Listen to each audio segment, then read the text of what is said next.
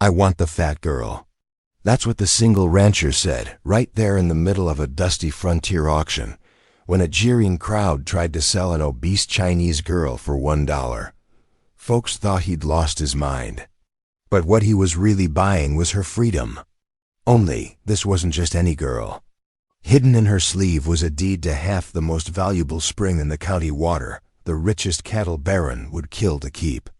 And in a land where every drop means life or death, that secret could get them both buried in the cold Colorado ground. From backroom threats to fists in the mud, from the church's lamplight to the shadow of the noose, they'll stand together against a man who owns the law. But the truth in her hands could save them or destroy everyone they care about. When the bullets stop and the judge bangs his gavel, will justice finally flow like water? Or will greed dam it up forever? Before we begin, I invite you to take a breath. This space is for the quiet believers. The ones who know small kindnesses can ripple into something greater. The cold March wind cut through the streets of Silver Creek like a knife, stirring up dust devils that danced between the weathered buildings. Outside Thompson's General Store, a crowd had gathered, their faces a mix of curiosity and cruel amusement. The auctioneer, Pete Wilson, stood atop a wooden crate, his voice rough as sandpaper as he called out to the assembled townsfolk. "What'll you give for this one?" Wilson's weathered hand gestured toward Mei Lin, who stood with her eyes fixed on the ground. Her cotton dress, though clean, was worn thin from many washings, and she hugged a small bundle close to her chest. The wind tugged at her dark hair, loosening strands from her simple braid. Laughter rippled through the crowd. "Can't even understand proper English," someone shouted. Another voice called out, "She's big enough to pull a plow herself." Wilson's mouth twisted into a smirk. "Starting bid at $1. Surely someone needs help in their kitchen." His eyes swept the crowd, but the only response was more scattered laughter and crude remarks about Mei Lin's size. From the back of the crowd, a tall figure stepped forward. Luke Tanner's boots kicked up small clouds of dust as he made his way through the parting onlookers. His presence commanded attention, not through any deliberate show of authority, but through the quiet confidence of a man who knew his own mind. "I want the fat girl." His voice carried clearly across the sudden hush that fell over the crowd. Luke's words were plain, without mockery or shame, stated as simply as if he were buying a horse. The crowd's reaction was immediate. Whispers rushed through the gathering like wind through prairie grass. Several people turned to stare at Luke, their expressions ranging from surprise to disapproval. Wilson's eyebrows shot up, and he had to clear his throat before speaking. "Well now, Mr. Tanner, that's $1 then, unless anyone wants to bid against." Luke cut him off by pulling a silver dollar from his pocket and tossing it onto the crate. The coin landed with a solid thunk that seemed to echo in the stunned silence. "She's coming with me," Luke said firmly, ignoring the mutters and sideways glances from the townsfolk. He turned to Mei Lin and gestured toward the end of the street, where his wagon waited. "This way." Mei Lin fell into step beside him, her short legs matching his longer stride as best she could. She walked stiffly, dignity wrapped around her like armor, though her knuckles were white where they gripped her bundle. Behind them, voices rose in speculation and judgment, but Luke didn't look back. When they reached his wagon, Luke stopped and turned to face Mei Lin. The wind had picked up, carrying with it the first few snowflakes of an approaching storm. They settled like tiny stars in Mei Lin's dark hair as she stood waiting, her face carefully blank. "Miss," Luke said quietly, his voice gentle despite its natural gruffness, "I want you to understand something. I bought your contract to spare you from more humiliation back there. Nothing more." He gestured toward the back of the wagon. "I've got a ranch about 10 miles out. You'll have shelter there and time to figure out your next steps." Something shifted in Mei Lin's expression, a slight softening around her eyes, though her face remained composed. She gave a small nod, speaking for the first time since Luke had approached the auction. "Thank you." Her voice was soft but clear, her accent evident, but her English precise. Luke helped her up onto the wagon seat, handling her bundle with the same care he might show a basket of eggs. He climbed up beside her and took up the reins, clicking to his team of horses. As they pulled away from the town, the snowfall grew heavier, white flakes swirling around them in the strengthening wind. The wagon wheels creaked against the packed earth of the road, and the horses' hooves made a steady rhythm as they headed out toward the open country. Mei Lin sat straight back beside Luke, her hands folded in her lap, watching the town shrink behind them through the curtain of snow. Neither spoke, but the silence between them was not uncomfortable. It held the weight of lives changed and decisions made, of kindness offered and quietly accepted. The last buildings of Silver Creek disappeared into the white haze of the snowstorm, leaving behind the whispers and stares, the cruel laughter and judgment. Ahead lay uncertainty, but also the promise of shelter from more than just the physical storm. As they drove on, the snow continued to fall, covering their tracks and wrapping the world in clean, forgiving white. The wagon swayed and creaked as it followed the rutted road away from Silver Creek. The snowfall grew thicker, turning the late afternoon into a world of swirling white. Luke's horses plodded steadily onward, their breath forming clouds in the cold air. Mei Lin sat quietly, her small bundle held close as they passed stands of dark pines and crossed a creek, where ice had formed along the banks. "Might be hungry," Luke said, reaching into his saddlebag without taking his eyes off the trail.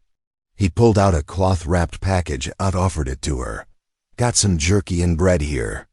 Mei Lin hesitated before accepting the food. She ate slowly, taking small, careful bites, watching Luke from the corner of her eye. The jerky was tough but flavorful, and the bread still fresh enough to be soft.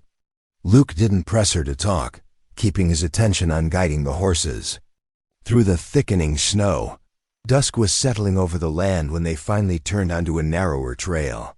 Through the curtain of snow, Mei Lin could make out the shape of a ranch house, golden lamplight glowing from its windows. As they drew closer, she caught the scent of wood smoke and cooking beans. Luke pulled the wagon to a stop near the house. "Need to see to the horses first," he said, jumping down from the seat. He helped Mei Lin descend, then pointed toward the kitchen door. "Fire's going inside. Make yourself at home while I stable the team." The kitchen was warm and neat, if plain. A pot of beans simmered on the iron cook stove, filling the room with a homey aroma. Mei Lin stood just inside the door, uncertain, until Luke returned, stamping snow from his boots. "Got a spare room you can use," he said, leading her down a short hallway. The room was small but clean, with a narrow bed, a chest of drawers, and a hook on the wall for clothes. A worn but colorful quilt covered the bed, and a small window looked out onto the snow-covered yard. Back in the kitchen, Luke dished up 2 bowls of beans and set them on the table with more bread. They ate in silence for a while before Mei Lin spoke, her voice soft but clear. "My father was a trader," she said, stirring her beans. "He died last winter. Influenza took him quickly." She paused, then added, "I had nowhere else to go." Luke nodded, understanding in his eyes. "Sorry about your father," he said simply. Then he added, "You can work here for fair wages, same as I'd pay anyone else. When you've saved enough or found somewhere else you want to go, you're free to leave." Mei Lin studied his face for a long moment, before nodding her acceptance. After supper, Luke went to check on the horses one last time. Alone in the kitchen, Mei Lin quickly pulled her sleeve close to the lamplight. With careful fingers, she began picking out tiny stitches in the lining. From the hidden pocket, she extracted a small packet wrapped in oil paper, its contents protected from wear and weather. Inside the packet was a carefully folded document, a deed written in English, and a letter. She ran her fingers over them gently, reassuring herself they were still intact. At the sound of boots on the porch, she quickly tucked the papers back into their hiding place and smoothed the stitches. Flat. Luke entered, carrying an armload of blankets. "Might get cold tonight," he said, setting them on the table. "Thought you could use these." "Thank you," Mei Lin replied, ducking her head slightly. Outside, the wind moaned through the pine trees, a lonely sound in the darkness. But inside the ranch house, the fire in the cookstove glowed steady and warm, its heat pushing back against the winter cold. Mei Lin sat at the table, her fingers absently touching her sleeve where the precious papers lay hidden, listening to the familiar sounds of someone else moving about the house, sounds she hadn't heard since her father died. Luke filled a kettle with water and set it on the stove. "Tea before bed?" he offered, his voice gruff but kind. When she nodded, he took down 2 cups from the shelf, his movements unhurried and deliberate in the lamplight. The wind continued its mournful song outside, but here in this warm kitchen, with the prospect of honest work and a safe place to sleep, Mei Lin felt the first tentative stirrings of hope. Her fingers brushed once more against her sleeve, feeling the slight crinkle of the hidden papers beneath the fabric. Whatever tomorrow might bring, for tonight at least, she had found shelter from more than just the storm. Dawn brought a crystalline frost that coated the barn roof like sugar. Luke stepped out onto his porch, pulling his collar tight against the biting morning air. The scent of coffee and frying eggs drifted through the kitchen window, making him pause. Inside, he found Mei Lin already dressed and working at the stove, her movements quick and efficient.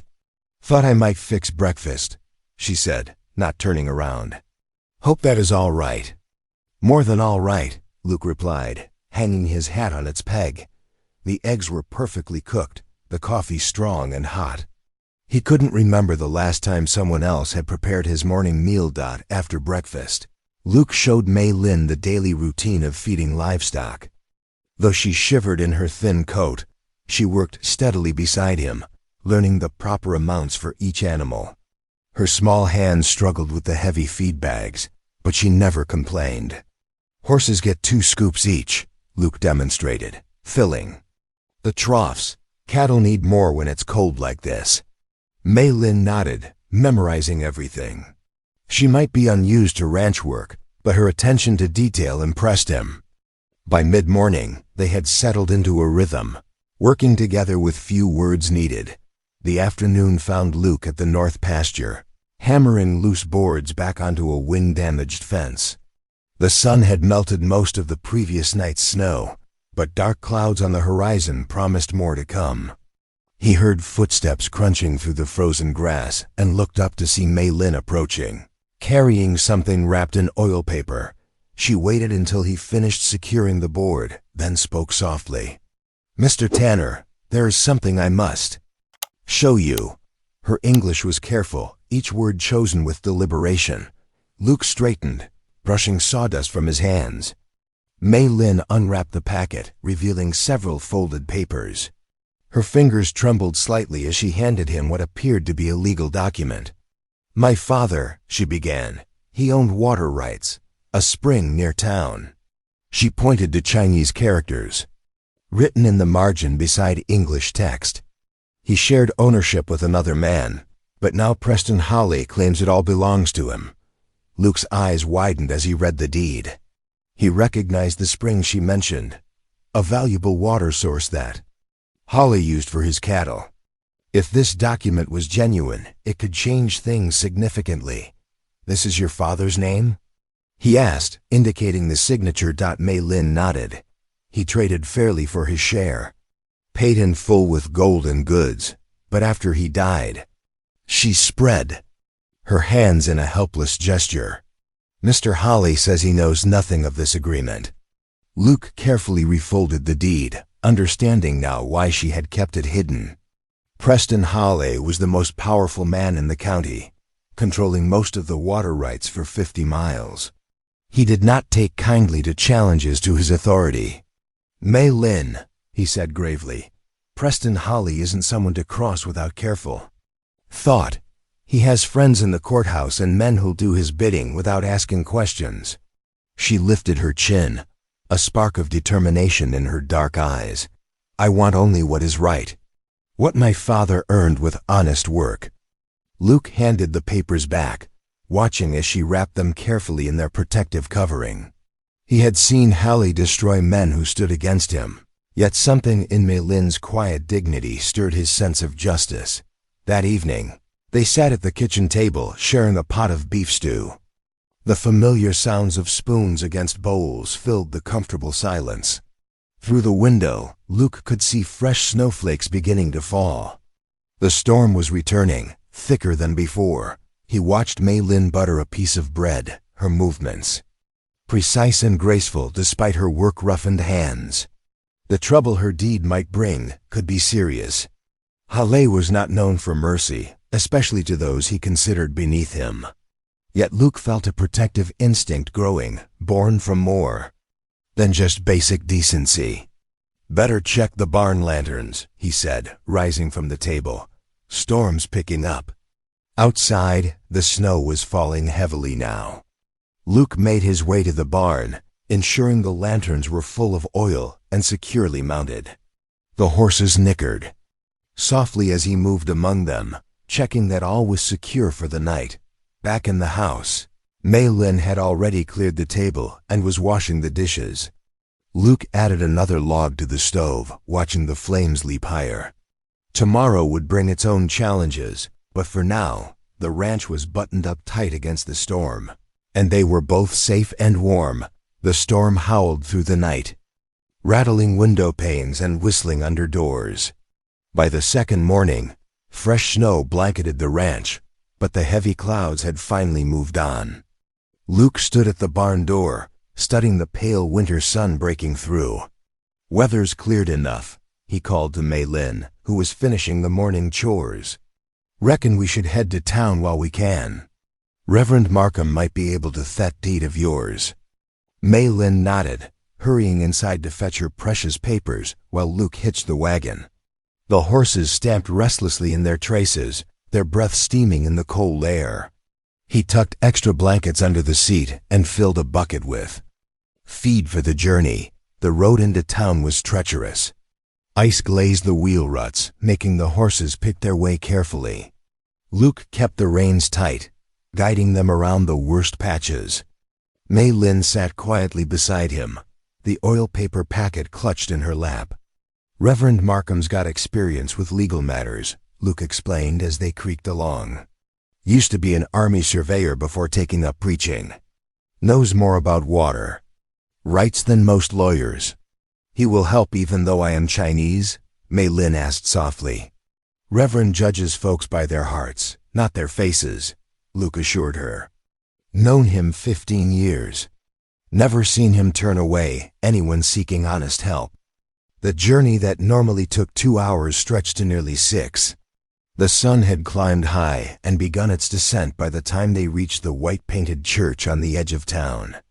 Their horses were lathered despite the cold, having worked hard through the drifts. Reverend Markham met them at his office door, his lined face creasing in a warm smile. The pot-bellied stove made the small room cozy, and maps covered the walls. He gestured them to chairs while hanging their snow-dusted coats. "Luke Tanner, it's been too long," he said, pouring coffee into tin cups. "And Miss Joe, welcome. What brings you out in such weather?" Mei Lin carefully unwrapped her papers, explaining about her father's partnership in the spring. The Reverend listened intently, examining the deed through his wire-rimmed spectacles. "The document appears legitimate," he said finally, setting it down with care. "The seal and signatures are properly executed. Your father's right to half ownership is clearly stated." He pulled a worn leather book from his shelf, thumbing through it. "I can help you file a formal claim with the county court. It won't be easy. Preston Hallie has many friends there. But the law should recognize your inheritance." "Hale's men might try to stop her," Luke said quietly. "They don't always wait for legal answers." Reverend Markham's expression grew grave. "That's likely true. Miss Joe, are you prepared for what challenging Preston Hallie might mean? His methods can be persuasive." Mei Lin sat straighter in her chair. "My father taught me that truth must Stand, even when standing is difficult. I cannot dishonor his memory by staying silent. The Reverend nodded, respect showing in his eyes. Then we'll proceed. I'll draw up the necessary papers first thing tomorrow. Outside, the sun was setting, painting the snow-covered street in shades of pink and gold. Luke helped Mei-Lin into the wagon while Markham brought out a lantern for their journey home. Be careful, the Reverend warned, hanging the light on the wagon bow. The road will be treacherous after dark. The return trip was slower still, their lantern casting dancing shadows on the snow. The horses plodded steadily, steam rising from their flanks. Luke kept one eye on the road and one on the darkening sky, grateful when the ranch buildings finally came into view. After settling the horses, Luke spent an hour chopping extra firewood, the sharp crack of the axe echoing in the still evening air. Inside, Mei-Lin had prepared a simple supper of beans and cornbread. "Thank you," she said as they ate, "for believing me, for helping me seek justice." Luke shrugged, uncomfortable with gratitude. Right is right. Man's word should mean something, whether he's here to defend it or not. They worked together washing the dishes, the familiar routine already comfortable between them. Luke handed her each clean plate, and she dried them with careful attention. Through the kitchen window, a lone coyote's call rose above the wind, wild and mournful in the gathering night. The morning brought a welcome break in the weather. Pale sunlight filtered through thinning clouds, and the bitter wind had finally died down. Luke found Mei-Lin at the kitchen window, watching icicles drip from the eaves. "Thought you might want to see that spring of yours," he said, pulling on his heavy coat. "Weather's fair enough for riding." Mei-Lin's eyes brightened. She hurried to wrap herself in the wool shawl Luke had found in a trunk. Outside, he helped her mount his gentlest mare while he took the bay gelding. The horses' hooves crunched through crusty snow as they set out, following the winding trail toward town. The going was slow.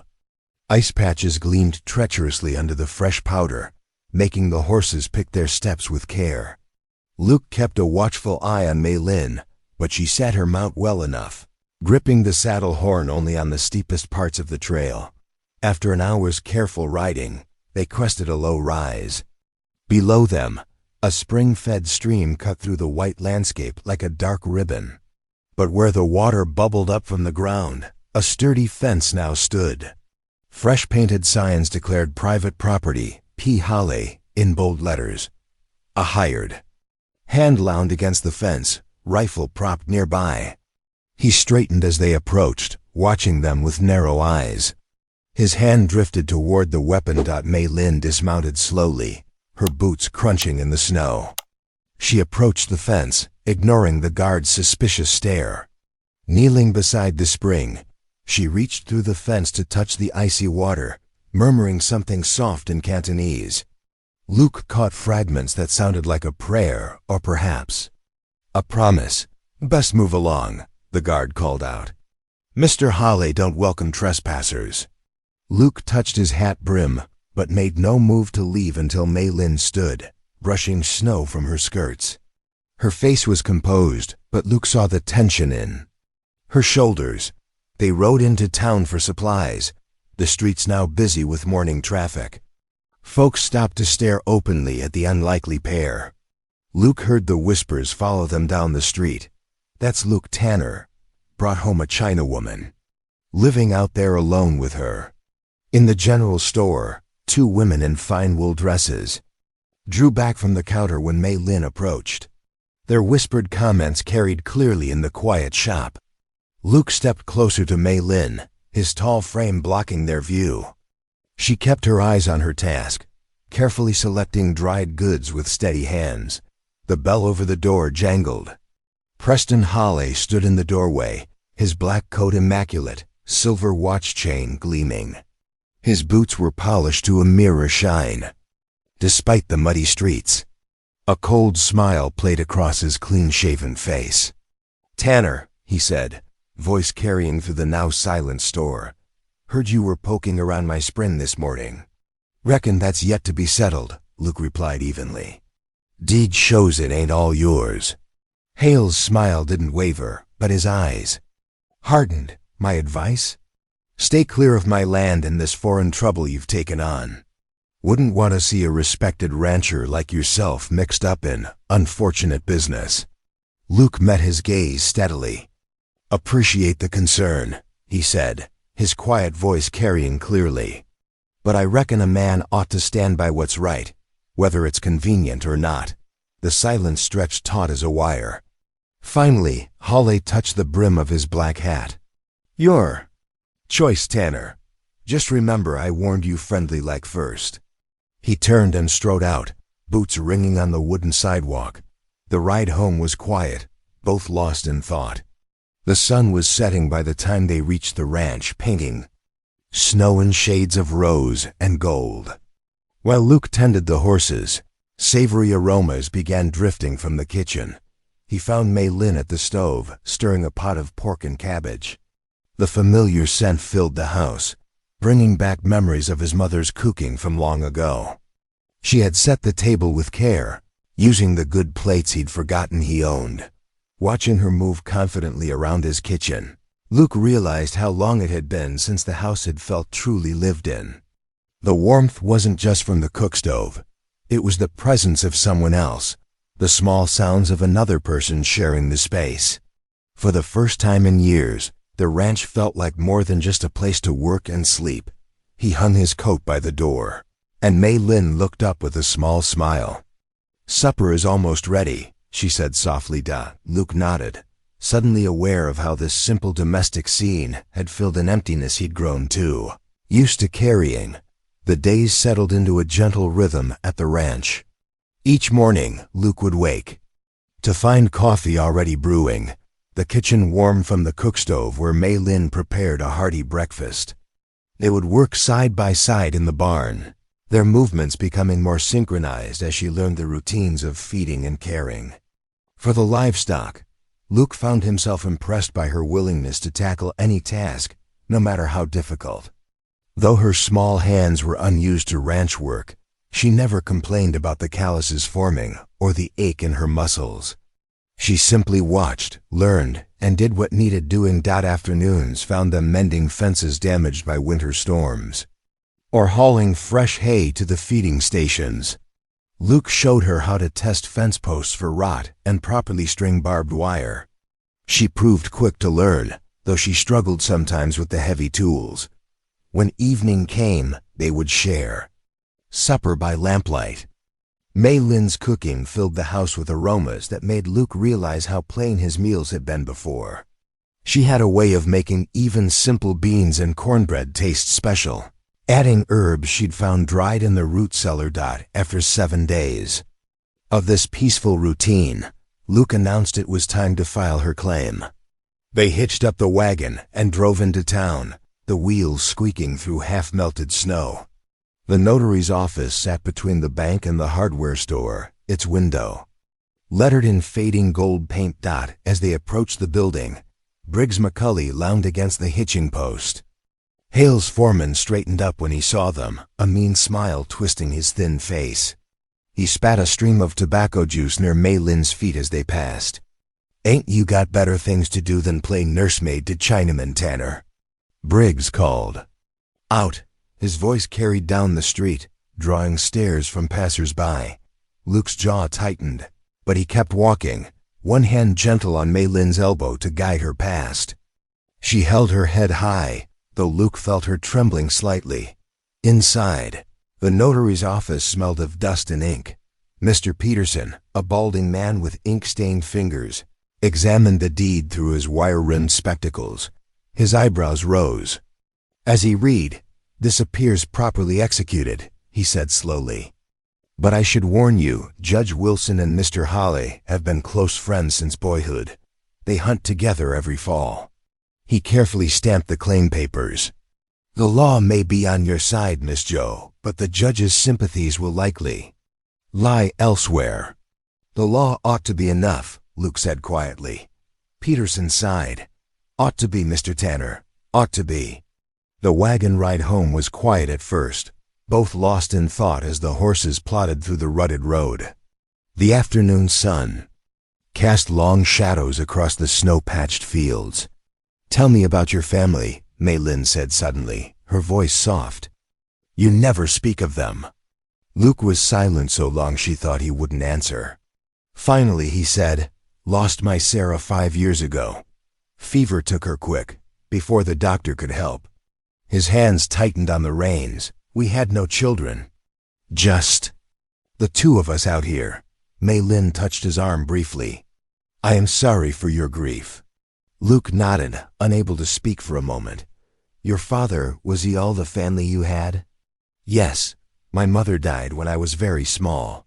Father raised me alone. Taught me business and numbers."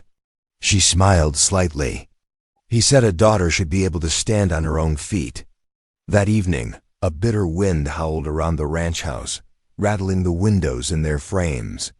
Luke built up the fire while Maylin sat in the circle of lamplight, carefully mending, a tear in his heavy work coat. Her small fingers moved steadily, the stitches neat and even.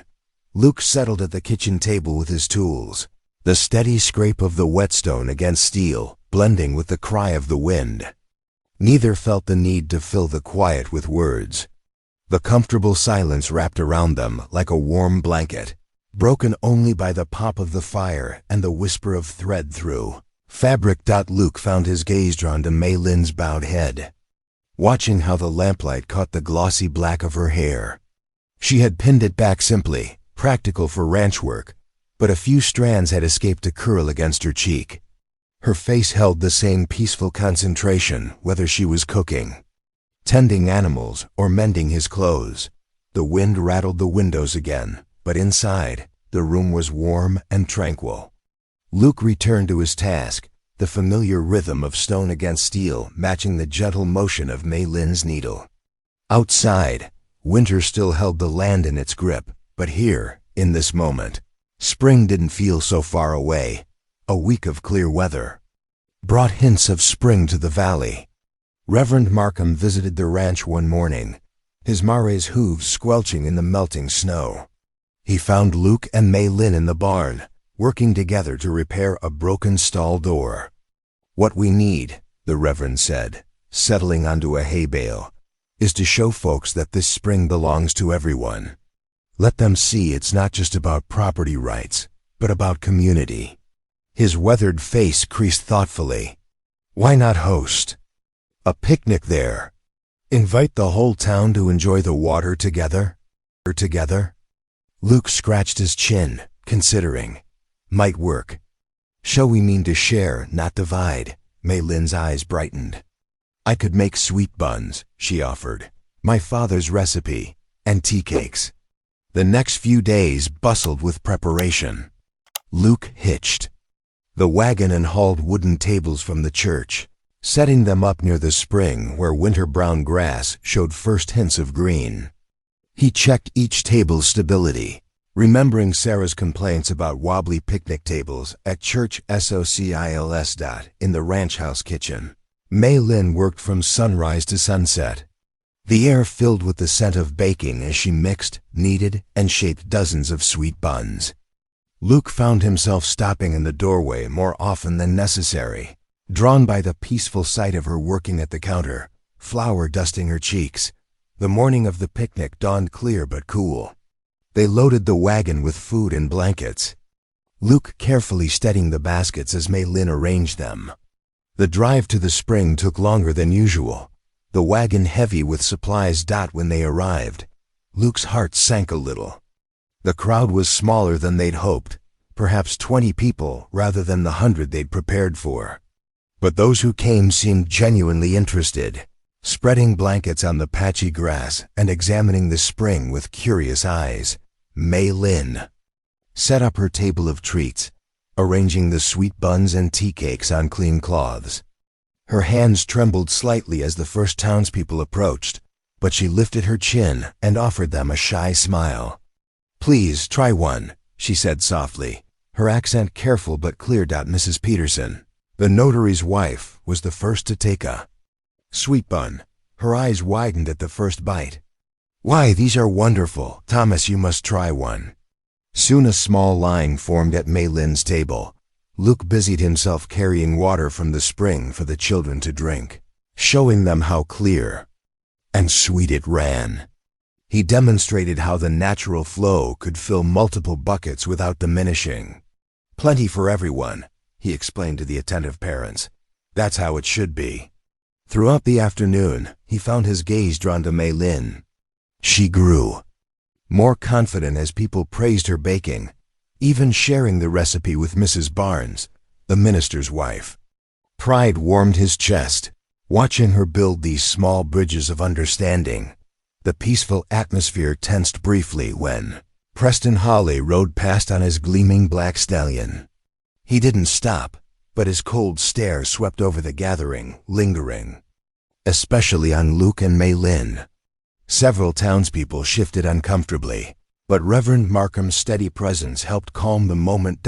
As the sun began to sink toward the western ridges, families gathered their things and headed home. Though the crowd had been small, those who came had genuinely enjoyed themselves.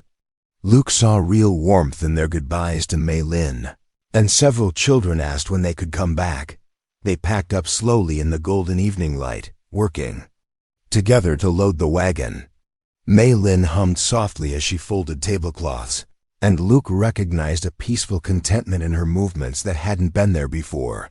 Back at the ranch, neither felt ready to go inside. They sat together on the porch, sharing a pot of jasmine tea Mei Lin had saved for special occasions. The spring stars emerged one by one, brilliant against the darkening sky over the ridges. "Thank you," Mei Lin said quietly, "for helping make this happen." Luke nodded, sipping his tea. The delicate flavor was growing on him. "Reckon some folks might be starting to see things different now." "A few friends are better than many enemies," she replied, quoting one of her father's sayings. They sat in comfortable silence, watching the stars brighten. The evening air held a hint of winter's chill, but Luke noticed Mei Lin didn't hurry inside. She seemed content to share this peaceful moment, her hands wrapped around her warm teacup, her face tilted toward the vast sky. The spring thaw came suddenly, turning the mountain roads into ribbons of mud. Wagon wheels cut deep ruts into the softening earth, and horses picked their way carefully through the muck. The changing season brought news that would change everything at the Tanner Ranch. Luke rode into town one morning to collect supplies and check for mail at the stage depot. The depot manager handed him a thick envelope bearing the county seal. "Special delivery for Miss Joe," he said, pronouncing the name carefully. The ride home seemed longer than usual, the envelope weighing heavy in Luke's coat pocket. He found Mei Lin in the kitchen garden, clearing winter debris from the soil. She wiped her hands on her apron and took the envelope with trembling fingers. 2 weeks, she said softly, after reading the official notice. "The judge will hear my case in 2 weeks." Her dark eyes met Luke's, hope and fear mingling in their depths. "I'll drive you to town that day," Luke said without hesitation. "We'll face whatever comes together." Mei Lin nodded, clutching the paper. "My father always said justice moves slowly, but surely, like a river wearing down stone." That evening, Luke stepped onto the porch to check the weather and stopped short. A dead crow lay on the wooden planks, its black feathers gleaming weightily in the fading light. Its neck had been deliberately broken, the head twisted at an unnatural angle. The message was clear, a warning from Hale's men. Luke disposed of the bird without mentioning it to Mei Lin. Later, in the barn's quiet darkness, he carefully oiled his Winchester rifle, checking the action and sights. Violence wasn't his way, but he wouldn't be caught unprepared. The next morning, Mei Lin announced her intention to continue with the case, her chin set in a determined line. "I will not dishonor my father's memory by running away," she declared over breakfast. Luke nodded, respecting her courage. "Then we'd best gather folks who can speak truth about that spring." They spent the next several days riding out to visit potential witnesses, Reverend Markham was their first stop. The old preacher welcomed them into his study, listening intently. As Mei Lin explained her need, "I remember when your father first arrived in the valley," Markham said, pulling out his surveyor's notebook. "He was one of the few who treated the local tribes fairly in trade. I'll testify to his character and his legal purchase of that spring share." 3 elderly traders who had known Joe Sr. agreed to appear. They remembered him as an honest businessman who had helped keep supply lines open during harsh winters. Each one offered a different memory of the shared spring arrangement. Their final visit was to Miss Sarah Harper, who had taught at the town school for 20 years. She served them tea in her small parlor, her gray hair neatly pinned back. "Oh, yes, I remember clearly," she said. "We used to take the children there for nature lessons. Everyone knew it was shared water. Mr. Joe was always very generous about letting us visit his portion." She patted Mei Lin's hand. "I'll be happy to tell the judge exactly that." The day before the hearing arrived all too quickly. Luke spent the morning checking the wagon, making sure every bolt and trace was sound. Mei Lin cleaned the house with nervous energy. Though it was already spotless. As the sun set, they sat down to their evening meal. Luke had caught 2 rabbits, and Mei Lin had transformed them into a rich stew fragrant with herbs from her carefully tended winter garden. Neither mentioned the hearing, but it hung in the air between them like an approaching storm. The fire crackled in the stove as they ate, their spoons clicking softly against the bowls. Through the window, the last light painted the muddy yard in shades of gold. A lone meadowlark called from the fence post, its evening song clear and sweet. Luke watched Mei Lin break off pieces of cornbread, her movements precise and controlled. He had come to know her well enough to see the tension in her shoulders, the way she held herself too carefully. Yet there was strength there too, the same quiet determination that had kept her going through all the hardship she had faced. The stew was excellent, but Luke barely tasted it. His thoughts kept returning to the dead crow, to Hale's cold smile, to all the ways tomorrow could go wrong. Still, he forced himself to eat steadily, knowing they would need their strength. As they cleared the table together, their hands brushed briefly while passing dishes. The small contact seemed to steady them both. Whatever tomorrow brought, they would face it as they had faced everything else since that snowy day at the auction. Together. They set out just as the sun cleared the eastern ridge. The wagon wheels cut deep tracks in the mud-slicked trail, their mare picking her way carefully through the worst spots. Luke handled the reins with practiced ease while Mei Lin sat beside him, clutching her precious document folder. The morning air carried a sharp chill, and Mei Lin pulled her shawl tighter. They had covered perhaps 3 miles when they approached a wooded bend in the trail. The dense pines cast deep shadows across their path. Dawn broke cold and gray over the Tanner Ranch. Mei Lin stood at the stove, preparing a heartier-than-usual breakfast while Luke hitched the wagon outside. Neither had slept well, but hot coffee and warm biscuits helped steel their nerves for the journey ahead. Without warning, riders emerged from the trees. Luke reached for his rifle, but Briggs McCulley was faster. The foreman's rifle butt swung in a vicious arc, catching Luke square in the chest. The impact knocked him clean off the wagon seat. "Luke!" Mei Lin screamed as he hit the ground hard. 3 more of Hale's men dismounted, their boots squelching in the mud as they surrounded Luke. Kicks and fists rained down while Briggs kept his rifle trained on Mei Lin. "Stop, please stop." She scrambled down from the wagon, trying to reach Luke. One of the men shoved her roughly aside, sending her sprawling in the mud. "Go home to China, girl," Briggs sneered, spitting tobacco juice near her face. "Ain't nothing here for your kind." Luke struggled to rise, blood streaming from his nose and a cut above his eye. Another kick sent him back down. The beating continued until he lay still in the mud, his breaths coming in ragged gasps. The riders mounted up, Briggs lingering last.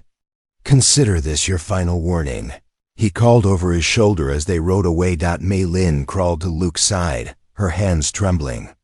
As she touched his face, "Luke, can you hear me?" He groaned, one eye already swelling shut. Get to town," he mumbled through bloody lips. It took all her strength to help him back into the wagon. She wadded up her shawl to cushion his head, then gathered the reins with shaking hands. The Maori responded to her gentle commands, and they continued toward town at a careful pace. By the time they reached the courthouse, the morning was half gone.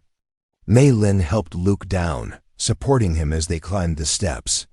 But when they pushed through the heavy doors, the courtroom was empty save for the clerk. "Hearing's done," the man said without looking up from his ledger. "Judge ruled in Mr. Hale's favor 20 minutes ago. Case closed." Mei Lin felt the words like physical blows. All their preparation, all their hope, gone in their absence. She looked at Luke's battered face and fought back tears. "Need to get you looked after," she said softly. She led him to the livery stable where she knew the owner, Mr. Jenkins. The old man took one look at Luke's condition and wordlessly handed her the key to the room. Above the stable, the steep stairs were a challenge, but they managed. The room was simple, just a narrow bed, a chair, and a wash basin, but it would serve. Mei Lin eased Luke onto the bed, then hurried downstairs to fetch water and clean rags. She worked quietly, cleaning his wounds with gentle hands.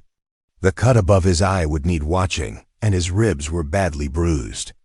But nothing seemed broken.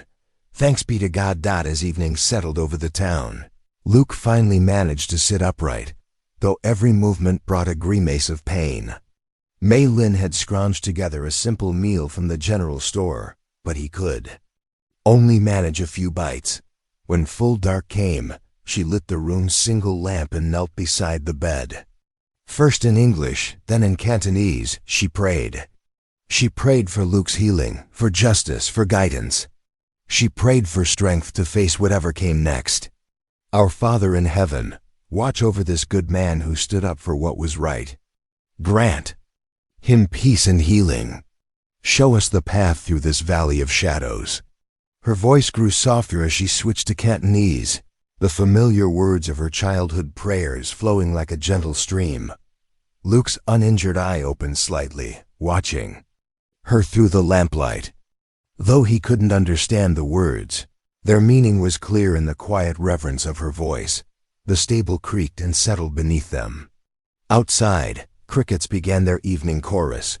A dog barked in the distance. And still Mei Lin prayed.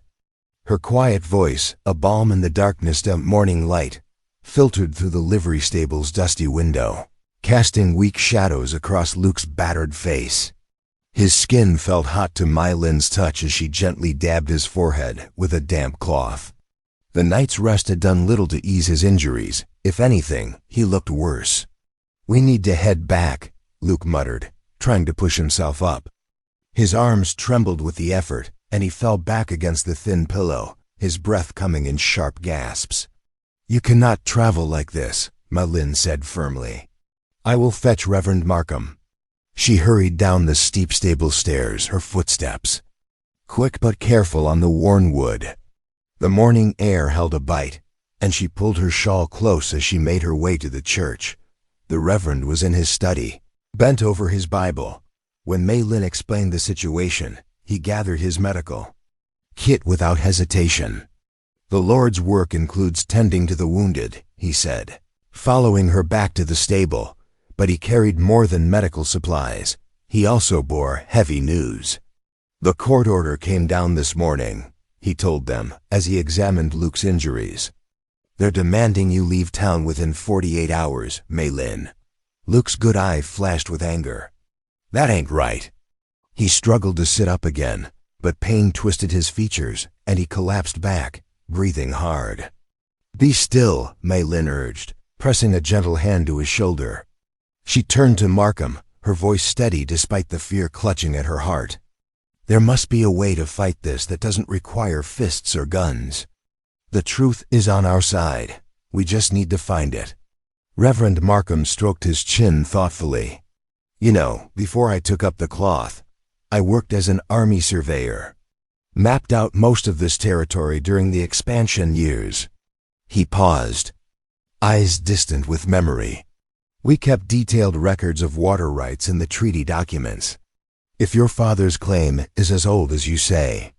It is, Mei Lin said quickly. He purchased his share 15 years ago when the town was just starting. Then it should be in the original survey maps. Markham straightened his shoulders.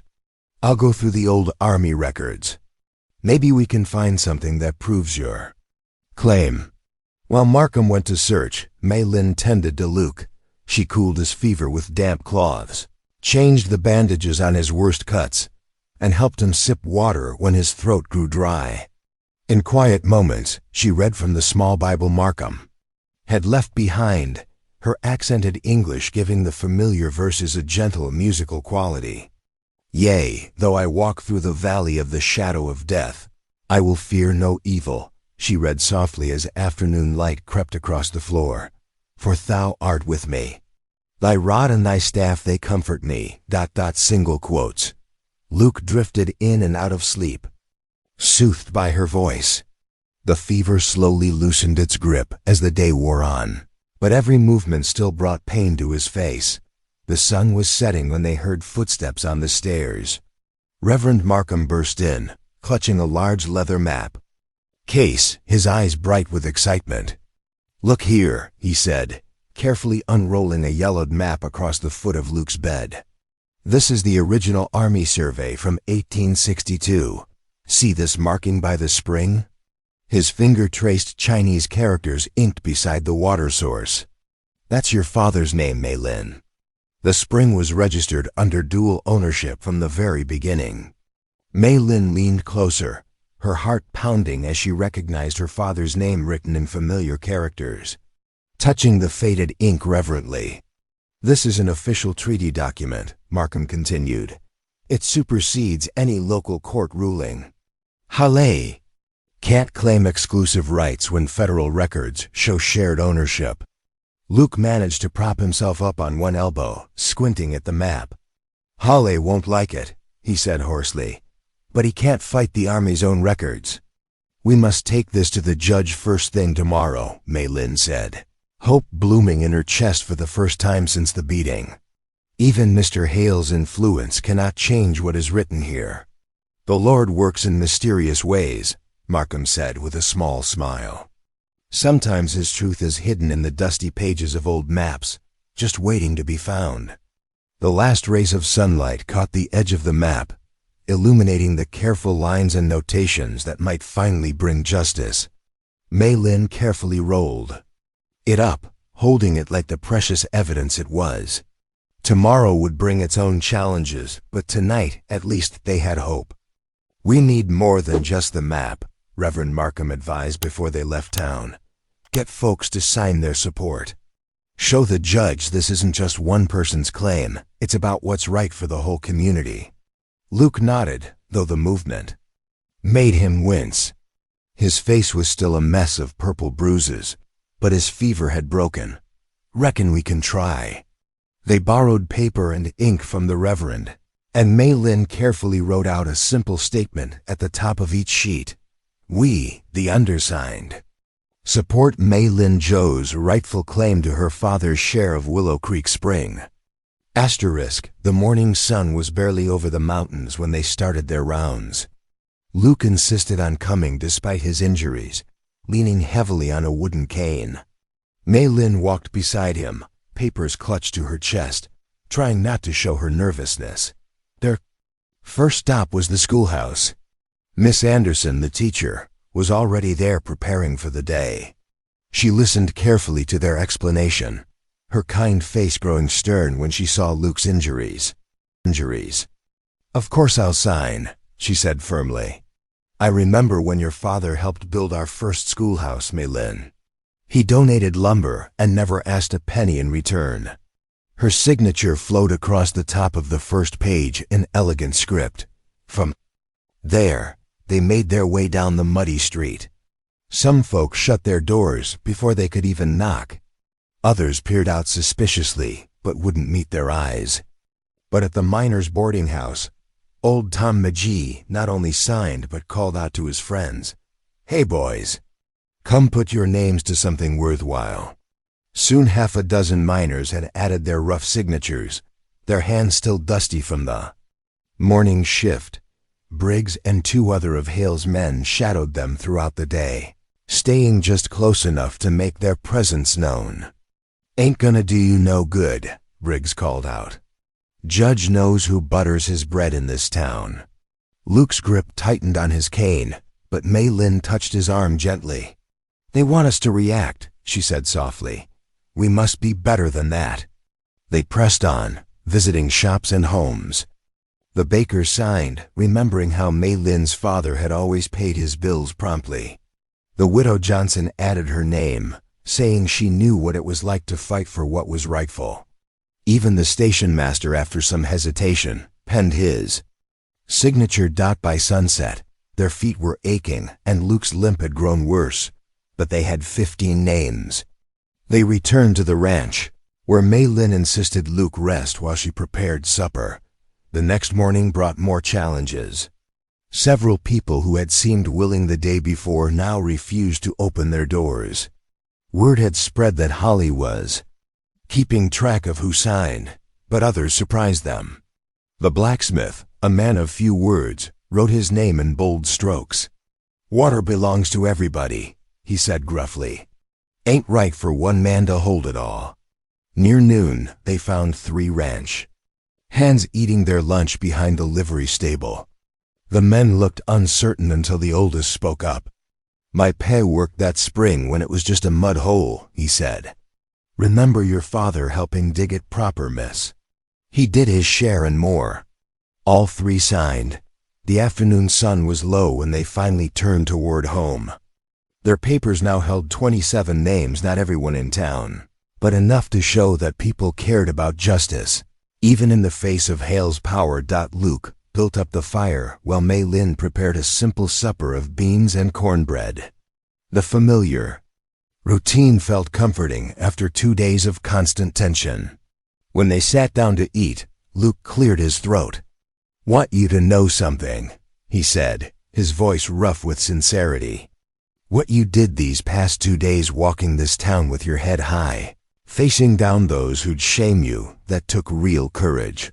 I'm proud to stand beside you in this fight." Mei Lin ducked her head, feeling warmth rise in her cheeks. "Courage is easier," she said softly, "when you are not alone." She looked up, meeting his eyes. "Thank you for being there, even when you were hurting." They ate in comfortable silence, the signatures spread out on the table beside them like a promise. Outside, a spring wind rustled through the awakening trees, and somewhere in the distance, a whippoorwill called out to the evening sky. For the first time since the court ruling, the weight of worry seemed a little lighter on both their shoulders. Dawn broke cold and clear over the county courthouse. Luke helped Mei Lin down from the wagon, his own movements still stiff from his healing injuries. Reverend Markham waited for them at the courthouse steps, his leather document case tucked under one arm. "Quite a crowd gathered already," Markham said quietly, nodding toward the growing mass of townspeople filing through the heavy wooden doors. Inside, the courthouse buzzed with whispered conversations. Wooden benches creaked under the weight of curious onlookers. Luke noticed several people who had signed their petition, including Miss Anderson and old Tom McGee with a group of miners. Even the blacksmith had closed his shop to attend. Preston Holly sat in the front row, immaculate in his tailored suit. His lawyer, a thin man with wire-rimmed spectacles, shuffled through papers beside him. When Holly caught sight of them, his mouth curved into a dismissive smile. "All rise," the bailiff called out. Judge Harrison entered, his black robe swishing. As he took his seat behind the elevated desk, "We're here to review new evidence in the matter of water rights for Willow Creek Spring," the judge announced, his voice carrying to the rafters. "Miss Joe, I understand you wish to present documents?" Mei Lin stood, smoothing her best dress with trembling hands. Luke watched her take a deep breath, squaring her shoulders as she walked to the front. She held her father's papers carefully, like precious things. "Your Honor," she began, her voice clear and steady despite her accent. "I have here the original treaty signed by my father and Mr. Carlton, who first developed the spring." She unfolded the yellowed paper with careful fingers. "It states in English, 'The water rights and accompanying land shall be divided equally between James Carlton and Joe Wei Ming, both having contributed equal labor and funds to its development.'" A murmur rippled through the crowd. Hale's lawyer leaned forward, whispering something in his client's ear. "Furthermore," Mei Lin continued, growing more confident, "I have brought witnesses who remember my father's work on the spring, and 27 signatures from townspeople who support our claim." Reverend Markham stepped forward then, opening his case. "Your Honor, I have something else you should see." He spread out a large creased map on the judge's desk. "This is the original Army survey map from 1862, showing the spring marked under both names, Carlton and Joe." Hale's chair scraped against the floor as he stood abruptly. "This is absurd," he declared. "I purchased all rights to that spring fair and square from Carlton's widow 3 years ago." "Half rights," Luke called out, rising despite his aching ribs. "You bought Carlton's half, nothing more. You've been stealing the rest from this girl and her father ever since." The courthouse erupted in muttered conversations. Hale's face darkened as he turned toward the judge's bench, speaking in low tones, but Luke wasn't finished. "And I reckon everyone here knows how you operate, Hale," he said, voice carrying over the noise. "How many times have you whispered in the judge's ear? How many private meetings to decide cases your way?" "Order!" Judge Harrison's gavel cracked against wood. "Mr. Tanner, one more outburst and I'll have you removed." But Luke noticed the judge's face had flushed red, and he wouldn't meet Hale's eyes anymore. Silence fell as the judge examined the documents spread before him, the treaty, the map, the petition. Minutes stretched like hours. Mei Lin stood straight, and still, her hands clasped tightly together. Luke wanted to go to her, but he forced himself to stay seated. Finally, Judge Harrison cleared his throat.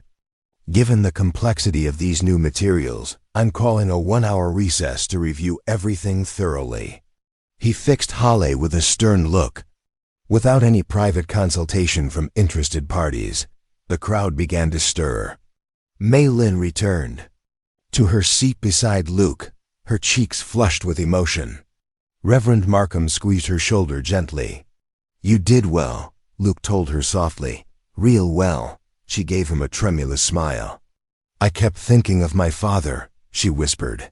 "How he always said to stand up straight and speak truth, no matter who tries to make you small." Luke watched Hale storm out of the courthouse, his lawyer hurrying behind him. The cattle baron's usual smooth confidence had cracked, revealing the bully beneath. Around them, townspeople talked in excited clusters, many nodding approval toward Mei Lin. "Whatever happens next," Luke said, "you've already won something important here today. You showed everyone who you really are, not just the Chinese girl or the fat one they could mock at auction. You're Joe Wei Ming's daughter, standing up for what's right." Mei Lin's eyes glistened with unshed tears, but her voice was steady. "We showed them," she corrected gently. "I could not have done this alone." They sat together in the gradually emptying courthouse, waiting for the judge's return. Through the high windows, sunlight streamed down, touching Mei Lin's face with gold as she held her father's papers close to her heart.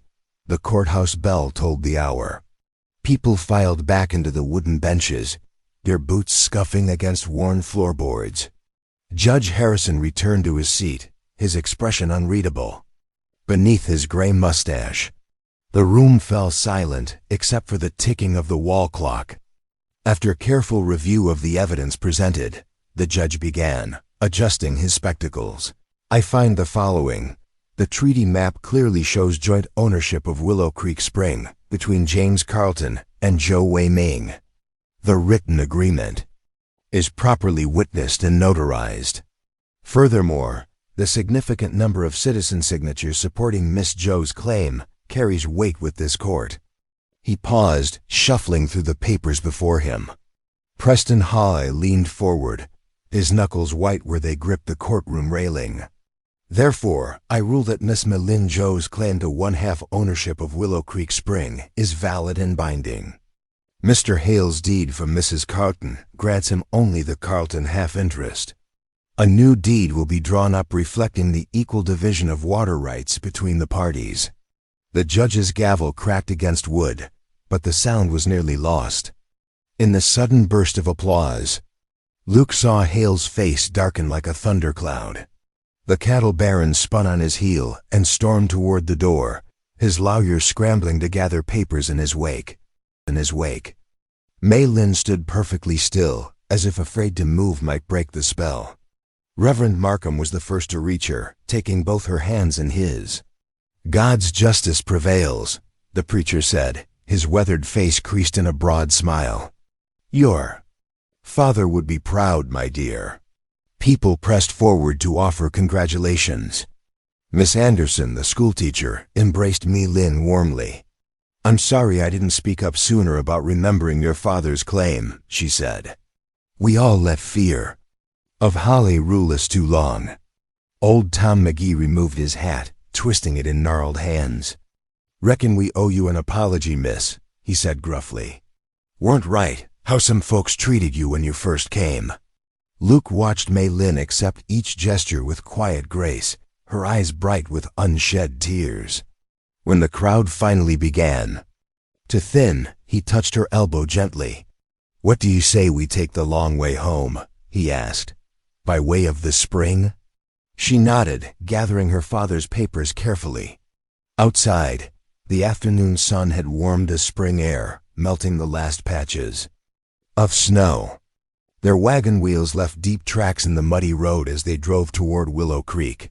The private property sign still hung on Hale's fence, but they looked somehow diminished now. Luke helped Mei-Lin down from the wagon, steadying her when her boots slipped on wet grass. Together, they walked to the water's edge. Mei-Lin knelt beside the spring, trailing her fingers through the clear flow. The wind lifted strands of black hair from her face as she murmured something in Cantonese. A prayer, perhaps, or words meant for her father's spirit. Luke stood quietly, watching her. The afternoon light caught the tears on her cheeks, making them shine like the water itself. Something shifted in his chest, a certainty settling into place like the last piece of a puzzle.